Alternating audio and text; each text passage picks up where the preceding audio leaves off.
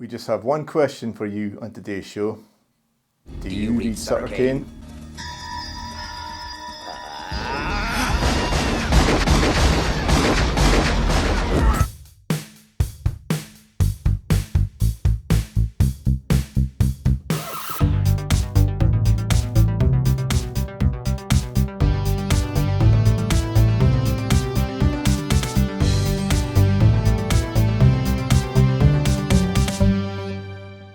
Hello and welcome to Woodshed Reviews, where we look at films old and new, good and bad. And today we're going to look at the 1994 supernatural horror thriller In the Mouth of Madness, directed by John Carpenter.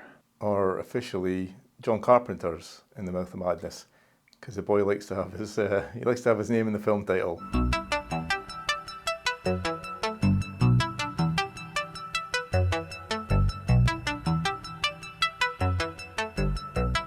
The third in his Apocalypse trilogy.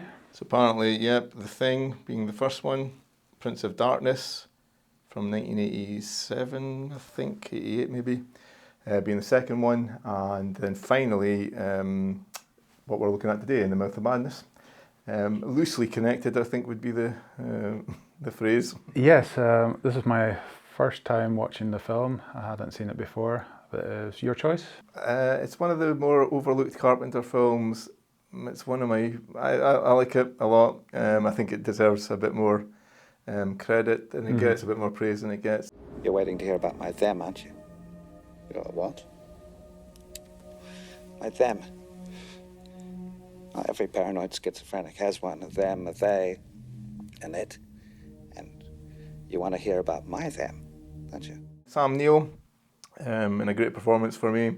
I loved every minute of him on the screen. Yeah, I mean, he's pretty much always great, and he's especially good in this film. As John Brent, insurance investigator, total skeptic. See, I'm not suggesting that you're lying, that you're about to file a fraudulent claim, but forgive me if this sounds a little bit like bullshit to me.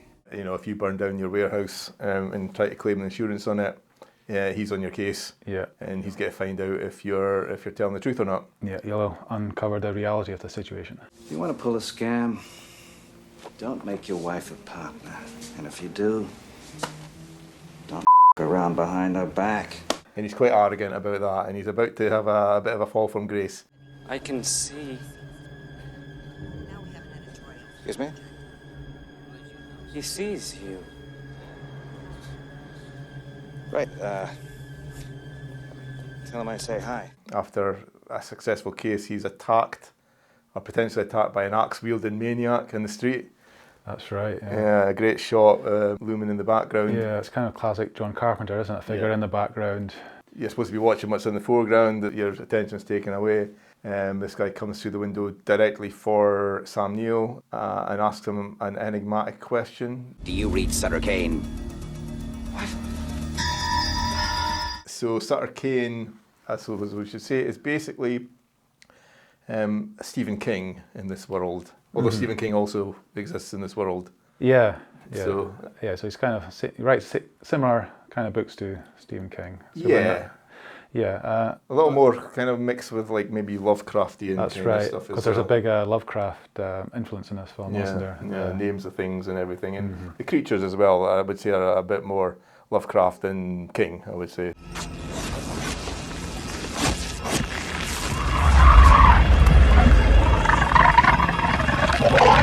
So this film's kind of an exploration of insanity, isn't it?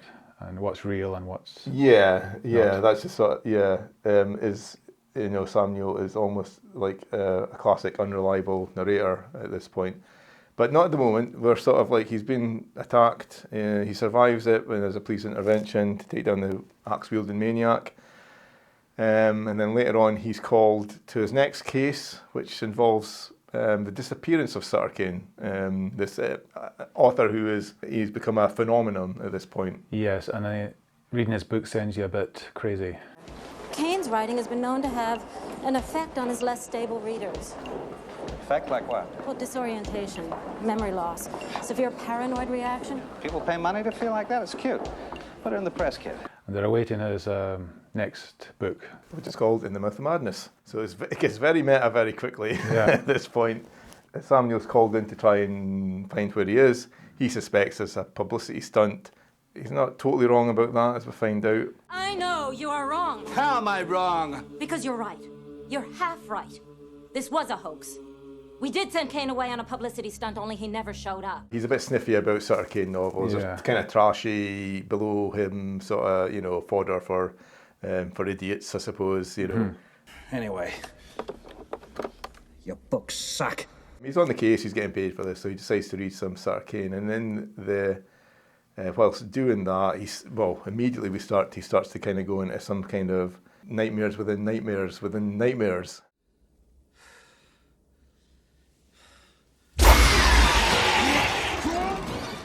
So there's always that element of, is he about, at any moment in the film, is he about to waken up again, at this point? So that's another layer to it in terms of what's going on.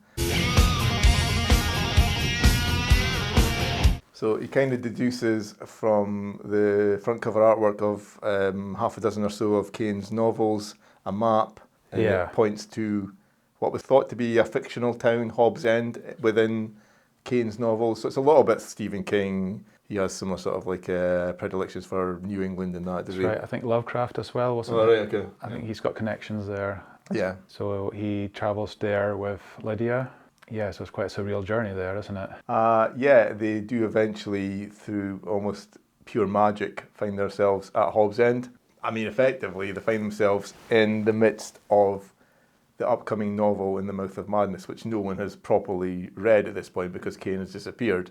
So you're having to kind of keep up here at this point. There's a great sequence where we're kind of like almost dumped in the middle of a classic horror film where townsfolk are turning up at a church where there's a possessed or demonic kid at the door. And we're not really given any sort of lead up to that or stuff or what's going on, but it's just like you can kind of read from, you've kind of seen this kind of stuff before. Yeah. Classic kind of horror stuff.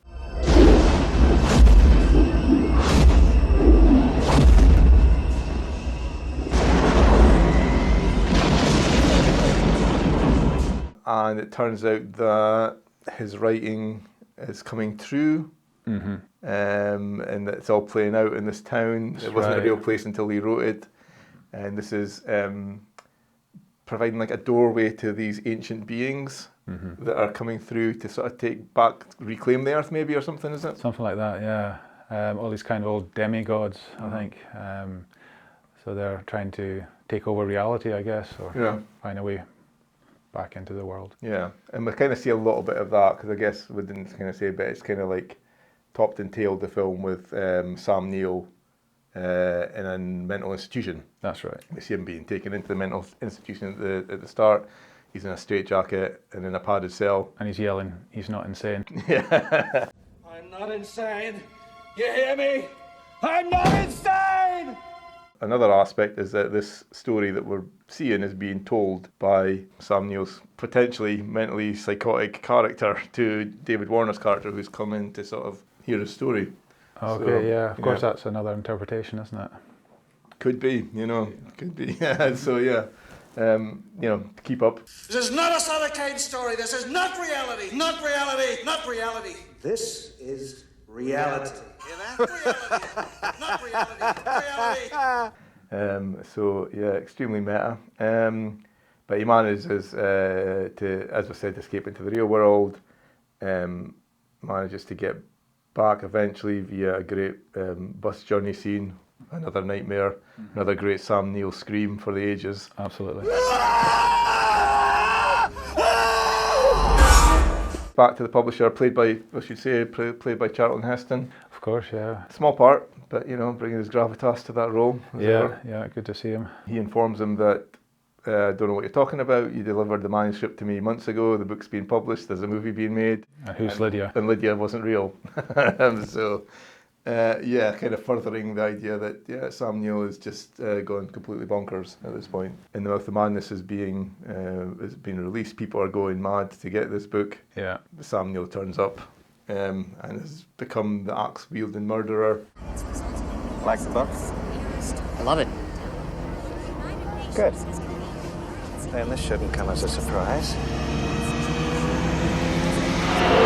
that's what gets him locked up. That'll do it. Yeah. That'll do it. So we've kind of gone full circle there. Then a couple of events happen. We don't quite see it. Things go a bit crazy outside his cell door. Well, that's quite apocalyptic, and at this stage he's kind of drawn crosses everywhere. So it's almost like he was a complete skeptic before, but now he's kind of, I'm not taking any chances. Yeah. So he draws crosses all over the walls and all over himself. It felt quite biblical in a way, because outside you hear all the gnashing of teeth and wailing. Yeah. It's like a quote from the Bible. Okay. Yeah. So it felt like coming off the apocalypse, end days sort of thing. Religion seeks discipline through fear, yet doesn't understand the true nature of creation.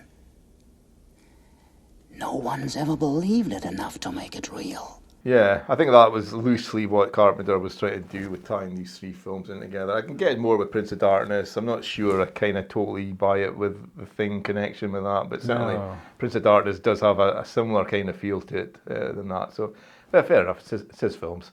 You got a point. So he comes out to an empty asylum, everyone's disappeared, and he's free to roam. Yeah, so it's almost like everyone else has been taken away and he's left for some reason. There's lots of radio chatter about people turning into creatures and all that kind of stuff. He's wandering about the streets himself when he chances upon a film poster at a cinema advertising John Carpenter's In the Mouth of Madness, with a very familiar face in the front poster. And we see him watching In the Mouth of Madness. I'm not insane! Relax, buddy. You're awake now. He's going down to his next level of insanity at this point. And so are we, because we were watching In the Mouth of Madness. We're watching, yeah. Not reality. You have to kind of like really kind of configure this in your own mind as to what that's about. But yeah, he absolutely ends himself laughing, kind of. It's one of that kind of, if I don't laugh, I'm going to cry.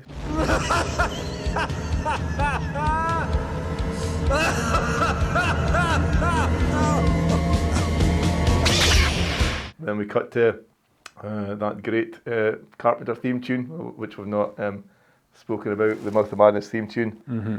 Apparently he wanted Metallica's, what was their big hit? Enter the Sandman. Enter the Sandman. He wanted that for it, couldn't get it, so just wrote his own version. So Excellent.